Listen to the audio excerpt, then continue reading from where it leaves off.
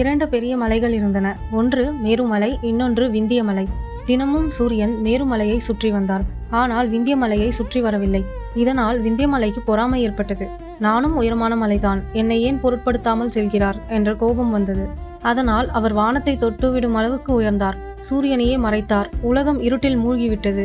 வெளிச்சமின்றி உயிர்கள் பெரும் துயரத்தில் சிக்கின.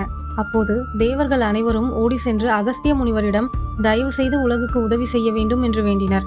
அகஸ்தியர் அமைதியாக வந்தார். அகஸ்தியரை பார்த்தவுடன் விந்திய மலை தன்னால் அவரை வெல்ல முடியாது என்பதை உணர்ந்தார். முனிவரை மகிழ்விக்க தலையை குனிந்து வணங்கினார். அகஸ்திய முனிவர் விந்திய மலையிடம், நான் ஒரு முக்கிய வேலையாக வெளியே செல்கிறேன். நான் திரும்பி வரும் வரை நீ இப்படியே நின்றுகொள் என்று மெதுவாக சொன்னார்.